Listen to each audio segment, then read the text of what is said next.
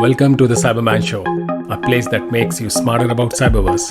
Be it cybersecurity, cloud, emerging tech, startups, or ideas, we have it all. Let's begin.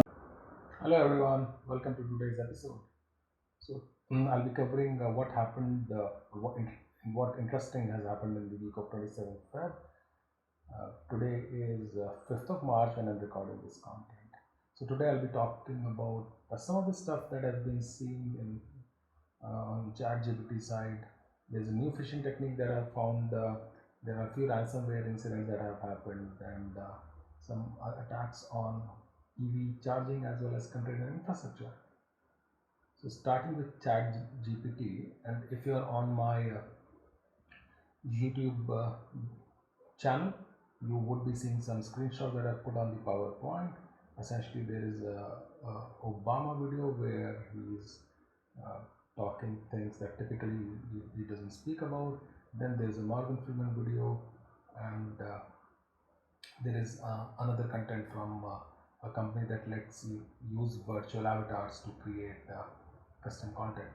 Uh, Now, before I talk about it, uh, let's try to look at what has happened in AI from the enterprise side, in my personal experience. So, you know, uh, in till few years back, AI was not suggesting you to write content. Today, it's doing that. So on my Office, my Word, uh, standard productivity software, AI is suggesting content.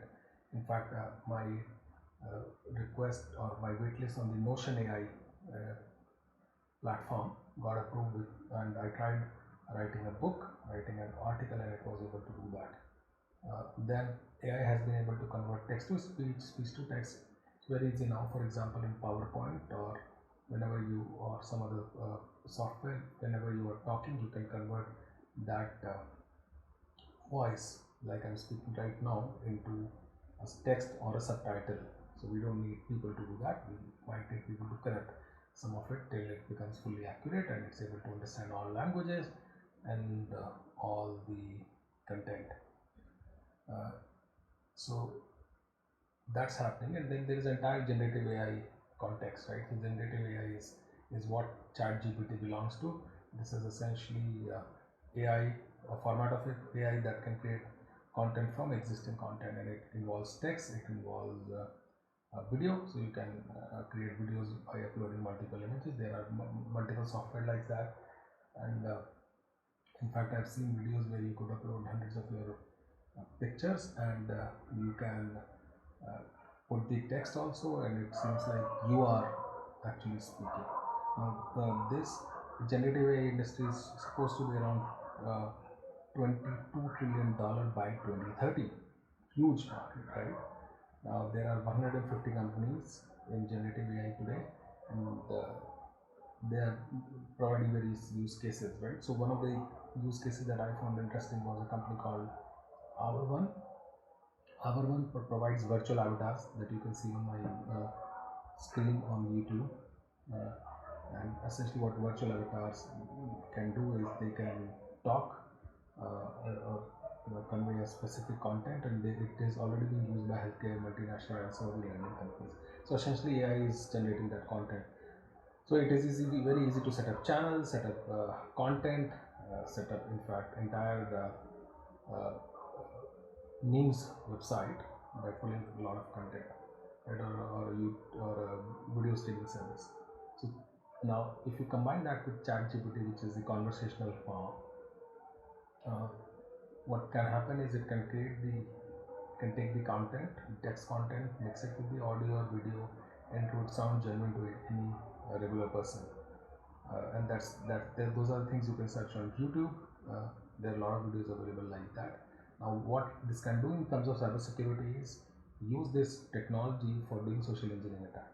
Now, imagine a situation where a manager calls you, and or a senior leadership person calls you and tells you to do specific thing, like resetting your password. Example, some hypothetical situation. Hey, there's a security incident. I'm just putting out this message that you're part of a critical group. Why don't you reset password? And and that's how cyber criminals can use these technologies. Now, going on to the phishing sites, there's a new technique that has appeared in last few years. It's called callback phishing. Essentially, what happens in phishing is the cyber criminal creates a genuine-looking email with a malicious attachment, or it could have a malicious link, and the victim clicks on it and is redirected to a website that leads to initial access or infection of the machine, or takeover of the machine, or even by downloading the document, it could lead to initial access of the machine. Now, because there are email security solutions with now designed to block all this, detect all this, so attackers have done one better, which is they have started putting content phishing email. Instead of phishing URL or a malicious URL, they are putting phone numbers. These phone numbers belong to the call center that is managed by them. It is a special call center. It's not a generic company. This is a call center operated by cyber criminals, and they are using various forms of social engineering tactics. They would ask the victim to give access to remote desktop control or use software like Logmein, Zoom, etc. Then they will ask them to download further software, or they can control the system and download software and then move laterally. Okay. This is already used by ransomware campaigns like Silent Ransom, Quantum, Roy, or Xeon. Okay. So this cannot be detected by a product today. Okay. It's very hard. Creating a blacklist of those numbers is not technically you can make it, but the permutation combinations and will be very hard. So let's see how the research comes up, but it's going to take time. The only thing that can help right now is end user awareness. So I highly recommend you to be aware of these kind of scenarios and don't fall into this. In different ransomware category, a new ransomware has been found that has been attacking the publicly exposed servers of VMware ESXi hypervisor, and this was an automated ransomware campaign. It started in first week of Feb, and this is the largest attack on VMware till date, or ESXi to be precise. The ransomware name is called ESXi ARGS. Essentially, ARGS is an extension that is added to every file that is encrypted by the ransomware. It is exploiting a known vulnerability. It's known since May 2021, and CISA has published a script to help the victim, but it depends on the availability of backup if there is. Now, again, how do you protect from ransomware? One is use standard best practices of having a good endpoint protection product, good server protection product, as well as doing a backup, and now another technology called knowing attack surface management. So this is a technology that's not new, but essentially it builds a catalog of all internet facing assets that the organization has by doing a scan of the internet. Now another ransomware called Royal ransomware has been active in last few months. It is targeting some of the international organizations since September 2022. Most of them are in US right now, in domains of communication, education, healthcare, and manufacturing. And the operators of this ransomware are supposedly from Contai Team 1. They are private actors. It's not a ransomware as a service which anybody can take, and they are using callback phishing. So the technique I mentioned earlier, they are using RDP. They are also using public facing applications and exploiting them. Now once they are in, they disable antivirus software, then they exfiltrate large amount of data or extortion, and then they deploy ransomware. Now they are also using partial encryption, which means they are not encrypting the full file but parts of it. The reason they are doing that to evade antivirus software, because antivirus software uses that behavior anomaly technique to find and block ransomware. So it's with partial encryption, antivirus will not trigger, and they can hence evade the antivirus. They are then using Cobalt Strike and PSXA for lateral movement, and also using Windows Volume Shadow Copy service to delete shadow copies, which prevents system recovery.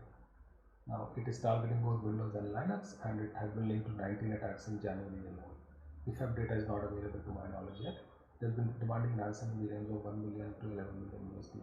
Now, what I was worried personally, if ransomware attacks are going down, clearly they are not. The reason behind my thought was that law enforcement agencies have been targeting ransomware operators globally, and they have significantly gone down. Like Contai, um, the largest group, it has gone down, but clearly they're making a comeback. Also, there is a new attack found on electric vehicle charging infrastructure. So these EV systems, the charging platform, and EVs, as you know, are internet connecting. Everything is mostly internet connected in the entire EV system. And specific to this issue, there are vulnerabilities found in the OCPP protocol, which is used for in the charging infrastructure. And another attack was found which in the EVSE, which is electric vehicle supply equipment. It was actually running an outdated version of Linux.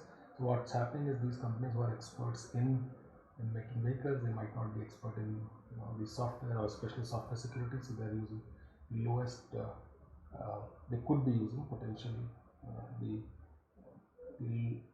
the software which has the lowest footprint on the hardware, so it consumes less resources, but it could be vulnerable. So my request to all these providers is that please take care of cybersecurity. There have been attacks last year where activists compromised charging stations near Moscow to disable them, to display their support for Ukraine. Right? This happened during the war last year. Now, as these platforms, EV platforms, are connected to internet, they can potentially get hacked, and that's what we are seeing now. Also, hackers have been able to attack their containerized environments to steal proprietary data. This attack campaign is called Scarlet Teal, and it targeted the Kubernetes environment in AWS to steal data. Once the attack had happened, they deployed a crypto mining software called XMReg, and this was essentially done using a vulnerable public-facing Kubernetes cluster. Now, once the intrusion happened, the attacker also disabled CloudTrail logs to minimize digital footprint, which essentially prevented this company to do further investigation. So, how do you secure them? Start monitoring your cloud services. As organizations are moving towards cloud native apps, it's very important that you have to have cybersecurity practices in place. Cybersecurity platforms like CNAP in play. I've made a detailed video on CNAP. I'm going to link to that also. Please go and take a look at that also. Then CISA released a tool called Decider. It helps you to map the MITRE attack framework to the incident that you are seeing. Essentially, it's a web-based application. It asks the user to answer things about the adversary activity, and it helps them to arrive at the correct tactic and technique in the process. Okay. It's a community project, and it supports enterprise attack versions 11.2. So I do highly recommend you to try it. With that, thank you so much to all my sources, all my listeners.